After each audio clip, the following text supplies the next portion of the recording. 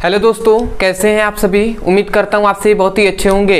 तो आज के इस वीडियो में हम पढ़ने वाले हैं क्लास 12 रसायन विज्ञान का बहुत ही इंपॉर्टेंट चैप्टर जो है विद्युत रसायन, जिसका यह दूसरा वीडियो है। तो इस वीडियो में हम पढ़ेंगे भैया कि विद्युत चालक और विद्युत अपघटनीय चालक में अंतर क्या होता है। इसका हम अंतर जानेंगे और बहुत ही आसानी तरीके से आपको समझ में आएगा। तो चलिए दोस्तों अपने टॉपिक को शुरू करते हैं। तो हमें पढ़ना है भैया, यहाँ पे देखिए विद्युत चालक और विद्युत अपघटनीय चालक हमने लिख दिया है और दोनों का अंतर यहाँ पे हमने लिख दिया है। एक एक करके हम 5 पॉइंट्स को समझेंगे और बहुत ही आसानी तरीके से आपको समझ में आएगा।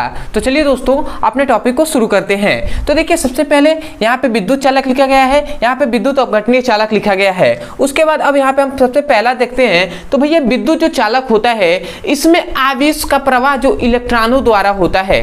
क्या भैया, आवेश का प्रवाह जो होता है, आवेश का जो बहना होता है वह मुक्त इलेक्ट्रॉनों के द्वारा होता है। परंतु जो विद्युत अपघटनीय चालक होते हैं इसमें आवेशों का प्रवाह मुक्त आयनों द्वारा होता है। किसके द्वारा भैया? मुक्त आयनों के द्वारा। देखिए आवेशों का हमने लिखा है ना, इसमें आवेशों का प्रवाह मुक्त आयनों के द्वारा होता है। ठीक है, तो आशा करते हैं पहला आपको पॉइंट समझ में आ गया होगा कि इसमें मुक्त इलेक्ट्रॉनों के द्वारा होगा और इसमें मुक्त आयनों के द्वारा आवेश प्रवाहित होगा। ठीक है, अब आते हैं दूसरी बात। तो भैया इसमें जो विद्युत चालक होते हैं इसमें रासायनिक परिवर्तन नहीं होता है। ठीक है, इसमें याद रखेंगे भैया विद्युत जो चालक है इसमें हम जब धारा प्रवाहित करेंगे ना, विद्युत धारा जब इसमें हम प्रवाहित करेंगे तो इसमें क्या होगा? रासायनिक परिवर्तन नहीं होगा। परंतु याद रखेंगे जो विद्युत अपघटनीय चालक होते हैं इसमें जब हम विद्युत धारा प्रवाहित करेंगे ना तो इसमें क्या होगा? रासायनिक परिवर्तन होगा। ठीक है, तो आशा करते हैं आपको दूसरा भी पॉइंट अच्छे से समझ में आ गया होगा। क्या कह रहे हैं भैया कि जब इसमें विद्युत चालक में जब आप विद्युत धारा प्रवाहित करेंगे तो इसमें रासायनिक परिवर्तन नहीं होगा और इसमें विद्युत अपघटनीय चालक में जैसे ही आपने धारा प्रवाहित किया तो इसमें क्या होगा? रासायनिक परिवर्तन होगा। ठीक है ना, तो आशा करते हैं समझ गए होंगे। उसके बाद आते हैं तीसरा कि जो विद्युत चालक होते हैं इसमें देखिए द्रव्यमानों का स्थानांतरण नहीं होता है। ठीक है, मतलब द्रव्यमान जब भी आप विद्युत चालक में धारा प्रवाहित करेंगे तो द्रव्यमान अधिक या कम नहीं होगा। स्थानांतरित मतलब क्या? स्थानांतरण मतलब क्या होगा? अधिक या कम नहीं होगा, कहीं जाएगा नहीं, नहीं कहीं आएगा। इसका जो द्रव्यमान होगा विद्युत चालक का वही रहेगा। परंतु भैया विद्युत अपघटनीय जो चालक होते हैं इसमें जैसे ही आपने विद्युत धारा प्रवाहित किया तो इसमें द्रव्यमानों का स्थानांतरण होने लगता है। मतलब द्रव्यमान घटेगा या बढ़ेगा भी। ठीक है, घटेगा भी या बढ़ेगा, आप समझ सकते हैं। ठीक है, तो ये तीसरा भी आपको अंतर बहुत ही अच्छे से समझ में आ गया होगा। अब आते हैं अपने चौथे अंतर पे। तो चौथा यहाँ पे देखिए कि जो धात्विक चालक होते हैं इसका प्रतिरोध देख लीजिए, यहाँ पे क्या होता है? प्रतिरोध उत्पन्न होता है। ठीक है, मतलब जैसे ही धात्विक चालकों में क्या करेंगे भैया, आप विद्युत धारा प्रवाहित करेंगे तो इसमें क्या होगा भैया? प्रतिरोध उत्पन्न होगा। प्रतिरोध के मतलब तो जानते हैं ना कि धारा के मार्ग में अवरोध करना ही भैया, उसका अर्थ ही होता है कि धारा के मार्ग में अवरोध। अवरोध का मतलब होता है धारा के मार्ग में रुकावट। ठीक है ना, तो धारा के मार्ग में उत्पन्न हो जाता है, रुकावट आ जाता है जब भी हम विद्युत चालक में क्या करते हैं? धारा प्रवाहित करते हैं। और इसमें भी याद रखेंगे जो विद्युत अपघटनीय चालक होते हैं इसमें भी हम क्या करते हैं? धारा प्रवाहित करते हैं ना, तो इसमें भी प्रतिरोध उत्पन्न होता है। दोनों में देखिए, दोनों में प्रतिरोध उत्पन्न होता है, परंतु दोनों में थोड़ा सा अंतर है। इसमें क्या होता है? इसमें क्या होता है कि जो इलेक्ट्रॉन होते हैं ना, इलेक्ट्रॉनों के मार्ग में क्या आ जाते हैं? धनायन आ जाते हैं। परंतु इसमें क्या होता है? इसमें इलेक्ट्रॉन नहीं, जो आयन होते हैं ना, आयन, तो आयनों के मार्ग में विलायक के अणु आ जाते हैं।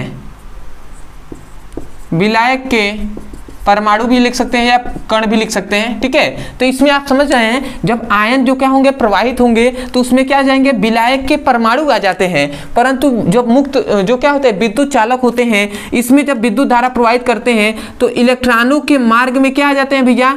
धनायन आ जाते हैं।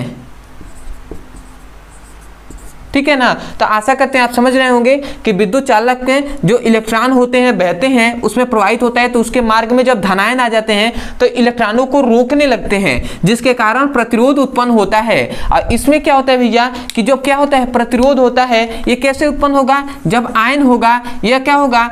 जब आयनों के मार्ग में क्या आ जाएंगे? विलायक के परमाणु आ जाएंगे, तो इसके कारण इसमें प्रतिरोध उत्पन्न होता है। तो इतना समझ लिए, इसमें धनायनों के कारण, इसमें विलायक के परमाणुओं के कारण प्रतिरोध उत्पन्न होता है। अगला आप पॉइंट जानिए, याद रखेंगे ये जो धात्विक चालकों में जो प्रतिरोध उत्पन्न होता है ना, ये भैया कम उत्पन्न होता है इसके अपेक्षा। मतलब इसमें जो विद्युत अपघटनीय चालक होते हैं इसमें जो प्रतिरोध होगा वो अधिक उत्पन्न होता है और इसमें क्या होता है, प्रतिरोध कम उत्पन्न होता है। तो इसी के कारण देखिए यहाँ पे लिखा गया है इसका क्या, प्रतिरोध कम होने के कारण। ठीक है, मतलब विद्युत चालक का प्रतिरोध कम होने के कारण इसकी जो चालकता होती है वो भैया अधिक होती है। क्या होती है भैया, अधिक होती है। देखिए यहाँ पे हमने लिखा है ना, इसकी चालकता अधिक होती है, क्योंकि हम पढ़े हुए हैं भैया कि जिसकी चालकता अधिक होती है उसका प्रतिरोध कम होता है और जिसका प्रतिरोध कम होता है उसकी चालकता अधिक होती है। तो इसका जब प्रतिरोध कम है भैया तो चालकता अधिक होगा ना, और इसका देखिए यहाँ पे प्रतिरोध क्या है, अधिक है, इसीलिए इसकी चालकता जो होती है वो कम होती है। तो आशा करते हैं भैया आपको अंतर बहुत ही बेहतरीन तरीके से समझ में आ गया होगा। तो सबसे पहले आप इसका स्क्रीनशॉट ले लीजिए, उसके बाद बात करेंगे। तो आशा करते हैं दोस्तों आपने अच्छे से स्क्रीनशॉट ले लिया होगा और मैं आशा करता हूं कि आपको जितने भी टॉपिक पढ़ाए गए हैं ये आपको बेहतरीन तरीके से समझ में आ गया होगा। तो मैं यही कहूँगा, यदि आपको इस वीडियो से कुछ भी सीखने को मिला हो, यदि सच में आपको समझ में आया है तो सबसे पहले तो चैनल को सब्सक्राइब कर दीजिएगा। हो सके तो अपने फ्रेंड्स के पास, जितने भी फ्रेंड्स हैं उनके पास शेयर भी कर सकते हैं। ठीक है, दूसरी बात, यदि कोई भी टॉपिक समझ में नहीं आता है, कोई भी टॉपिक किसी भी क्लास का, तो केवल आपको उस टॉपिक का नाम लिखना है यूट्यूब पर और अंत में हमारे चैनल का नाम लिख देना है ब्रदर सर, आपको वो वीडियो मिल जाएगा। आप वहां से जाकर अच्छे से पढ़ाई कर सकते हैं। अदरवाइज यदि फिजिक्स और केमिस्ट्री का किसी भी क्लास का, क्लास 9 से लेकर क्लास 12 तक के किसी भी क्लास का फिजिक्स और केमिस्ट्री का प्लेलिस्ट के अनुसार चैप्टर वाइज सीक्वेंस में एक एक करके वीडियो को पढ़ना है, तो आपको एक नंबर दिया जा रहा है जो है 8874726058। इस व्हाट्सएप नंबर पे मैसेज करके आप क्लास 9 से लेकर क्लास 12 तक के फिजिक्स केमिस्ट्री का लिंक यहां से प्राप्त कर सकते हैं और वहां से अच्छे से पढ़ाई कर सकते हैं। ठीक है, तो चलिए दोस्तों आज के लिए इतना ही, मिलते हैं अगली वीडियो में, तब तक के लिए धन्यवाद। जय हिंद, जय भारत।